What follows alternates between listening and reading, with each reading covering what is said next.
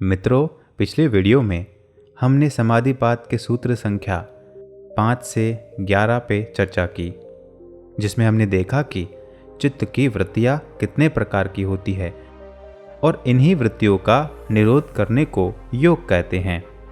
आइए आज समझते हैं आखिरकार इन चित्त की वृत्तियों को मिटाया कैसे जाता है, हटाया कैसे जाता है, इनको खत्म कैसे किया जाता है। आज हम समाधिपात के सूत्र संख्या 12 से 14 की पे चर्चा करेंगे। वीडियो शुरू करने से पहले आप सबसे अनुरोध है कि इस चैनल को सब्सक्राइब कर लें ताकि आपको आगे ऐसे ही वीडियो मिलते रहें। और हाँ, अगर आपने पतंजलि योगा सूत्रा के पिछले वीडियो नहीं देखे हैं तो उन्हें जरूर देख लें। सूत्र संख्या 12, अभ्यास वैराग्याभ्याम तन निरोधः, अर्थात अभ्यास और वैराग्य से उन चित्त वृत्तियों का निरोध होता है।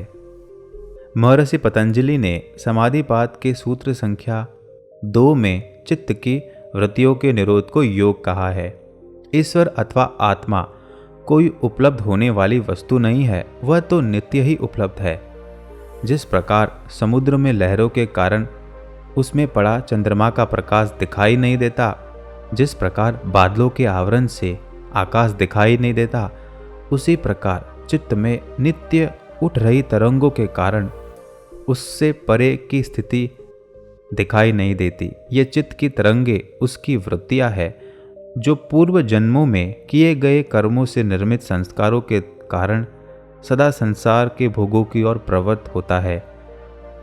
योग शास्त्र में इसी को अविद्या कहा जाता है। यदि इन प्रवृत्तियों का योग साधनों द्वारा निरोध कर दिया जाए, जिससे संसार के भोगों की ओर न दौड़ तथा बिल्कुल शांत हो जाए, तो साधक को आत्मा के स्वरूप का ज्ञान होता है। आत्मज्ञान होने पर ही साधक को संपूर्ण वैराग्य प्राप्त होता है तथा वह स्वयं दृष्टा साक्षी बन जाता है। यही ज्ञान है तथा यही मुक्ति है। किंतु अनेक जन्मों के संस्कारों के कारण ये वृत्तियां इतनी बढ़ जाती है कि इन्हें रोकना असंभव तो नहीं, कठिन अवश्य है। महर्षि ने इनके निरोध के 2 उपाय बताए हैं। प्रथम अभ्यास, दूसरा वैराग्य। विषयों के प्रति जो आसक्ति है उसका सर्वथा त्याग ही वैराग्य है।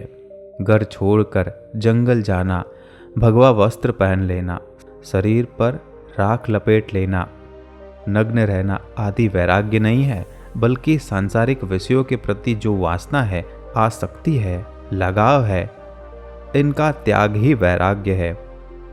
दूसरे शब्दों में वासना ही संसार है एवं उसका त्याग ही मुक्ति है। ये सांसारिक विषय ही दुख के कारण है तथा अपने स्वरूप में स्थित हो जाना ही परमानंद की स्थिति है।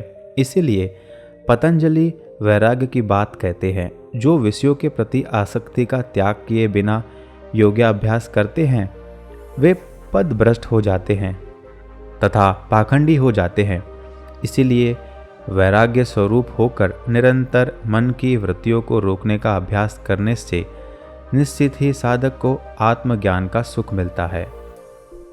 किंतु संसारी ठीक इसके विपरीत करता है। वह आत्मा और ईश्वर के प्रति वैराग्य किए हुए है तथा इन वृत्तियों को रोकने का नहीं, इनकी और दृढ़ और विकसित करने का प्रयत्न करता है। प्रकृति से जो कुछ मिला है उसका अधिका उपयोग कर रहा है। इससे संसार में विकास तो हुआ है, किंतु भोग वृत्ति तथा आसक्ति बढ़ गई है, जिससे वह दुखी अधिक हुआ है। सच्चा सुख तो आत्मज्ञान बिना नहीं मिल सकता तथा इसके लिए इन वृत्तियों का निरोध आवश्यक है, जो निरंतर अभ्यास और वैराग्य से ही संभव है। भगवान कृष्ण ने गीता में कहा है, हे महाबाहो, निसंदेह मन चंचल और कठिनता से वश में होने वाला है, परंतु हे कौन्तेय, अभ्यास और वैराग्य से ये वश में होता है। कर्म छोड़ना वैराग्य नहीं है, आसक्ति छोड़ना वैराग्य है। इंद्रियों द्वारा विषयों को ग्रहण न करने वाले पुरुष के भी केवल विषय तो निवृत्त हो जाते हैं, किंतु उनमें रहने वाली आसक्ति निवृत्त नहीं होती। स्थित प्रज्ञ पुरुष की जो आसक्ति भी परमात्मा के साक्षात्कार से निवृत्त हो जाती है। सूत्र संख्या 13। तत्र स्थित्यो यत्नोऽभ्यासः, अर्थात अभ्यास और वैराग्य में से चित्त की वृत्तियों को रोकने के लिए बार बार यत्न करना अभ्यास है। बार बार प्रयत्न करना, बार बार प्रयास करना अभ्यास है। इस सूत्र में पतंजलि अभ्यास किसे कहते हैं उसकी व्याख्या करते हैं। चित्त की स्थिरता के लिए बार बार जो प्रयत्न किया जाता है वह अभ्यास है। मन बड़ा चंचल है, वह एक क्षण में शांत नहीं रहता। विचारों का प्रवाह ही मन की चंचलता के कारण है। यह प्रवाह निद्रा में भी चलता रहता है। स्वप्न भी इसी प्रवाह से आते हैं। यह मन हजारों तरफ भागता है। इसे किसी एक ध्येय की ओर स्थित करने की चेष्टा बारंबार करना अभ्यास है। इसकी अनेक विधियां विभिन्न शास्त्रों एवं धर्मों में खोजी गई है, जैसे ध्यान, भजन, मंत्र जाप, किसी मूर्ति, तस्वीर आदि को आधार बनाकर अपने इष्ट देवता अथवा परमात्मा का ध्यान, त्राटक, ओम पर ध्यान, गुरु द्वारा दिए गए मंत्र का जाप, शरीर के किसी अंग विशेष जैसे भ्रूकुटी, हृदय कमल, नाभि, श्वास प्रश्वास पर ध्यान केंद्रित करना आदि अनेक विधियां हैं जिनसे मन किसी एक स्थान पर केंद्रित होता है। इससे मन की शक्ति कई गुना हो जाती है, जिससे सिद्धियां भी प्राप्त होती है। साधक को इन सिद्धियों से बचकर इस शक्ति का उपयोग आत्मज्ञान हेतु करना चाहिए। मन के एकाग्र होने से वह शांत नहीं होता, उसका उपयोग न करने से मन शांत होता है, किंतु थोड़े समय मन शांत होने के बाद वह पुनः दुगने वेग से भोगों की ओर भागता है। उस समय उस पर नियंत्रण करना आवश्यक है। जैसे उपवास करने के बाद बार बार खाने की इच्छा होती है तथा 24 घंटे भोजन ध्यान की ओर जाता है। ध्यान में बैठने पर विचार अधिक तेज हो जाते हैं। इस प्रकार मन किसी एक केंद्र पर टिकता नहीं, इसीलिए इसे बार बार खींचकर ध्येय की ओर प्रयत्न पूर्वक लगाना पड़ता है। यही अभ्यास है। इसमें काफ़ी लंबा समय भी लग सकता है, इसीलिए साधक में धैर्य होना आवश्यक है। समाधिपात के सूत्र 32 से 39 तक इसे स्थिर करने की कुछ विधियां बताई गई है। इनका भी प्रयोग करना चाहिए।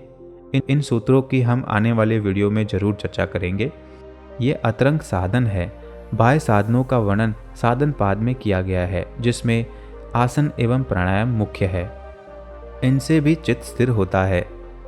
संसार के लिए गति आवश्यक है। गति का नाम ही संसार है, किंतु परमात्मा केंद्र पर है जहाँ कोई गति नहीं है। सब स्थिर है, ठहरा हुआ है।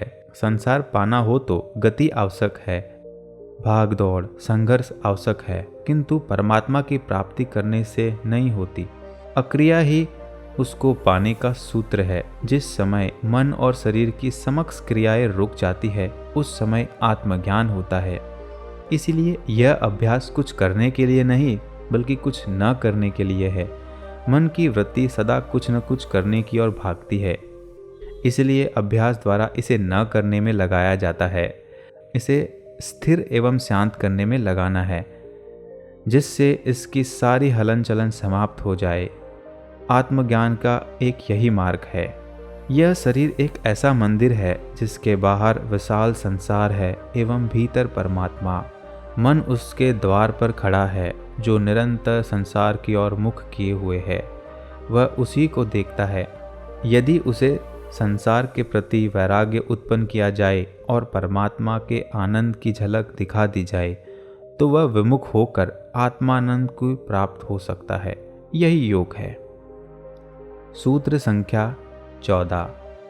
सतु दीर्घ काल नैरंतर्य सत्कारा सेवितो दृढ़ भूमि है, परंतु बहुत समय तक निरंतर एवं श्रद्धा के साथ सेवन किया हुआ वह अभ्यास दृढ़ अवस्था वाला होता है। इससे पहले के सूत्र में पतंजलि ने अभ्यास की व्याख्या की। इस सूत्र में पतंजलि यह कहते हैं कि इस अभ्यास को और कैसे मजबूत किया जाए और अभ्यास करने में समय कितना लगेगा। तो पतंजलि कहते हैं कि निरंतर होना चाहिए, लंबे समय तक करना चाहिए, तभी वह अभ्यास दृढ़ बनेगा। बल और उत्साह से युक्त वह अभ्यास कैसे साधक को योग में प्रतिष्ठित करेगा, इस पर पतंजलि कहते हैं, एक बार के अभ्यास से कुछ नहीं होने वाला है। लंबे समय तक निरंतरता पूर्वक ब्रह्मचर्य, श्रद्धा, तप और अनुष्ठान किया हुआ होना चाहिए। ऐसा अभ्यास ही दृढ़ अभ्यास है। दृढ़ भूमि से आशय है कि ऐसा अभ्यास जिसका आधार दृढ़ है। साधक में बल भी है और उत्साह भी, लेकिन कभी कभी योग में प्रवृत्त होने का अभ्यास करता है तो ऐसा अभ्यास उसे योग में गतिमान नहीं कर सकता। इसीलिए लंबे समय तक और निरंतरता के साथ श्रद्धा, तप, ब्रह्मचर्य के साथ अभ्यास फलदायी है। तो दोस्तों, आज हमने 3 सूत्रों का अध्ययन किया, जिसमें पतंजलि यही कहते हैं कि अभ्यास और वैराग से ही चित्त की वृत्तियों का निरोध होता है। और अभ्यास मतलब बार बार प्रयास करना।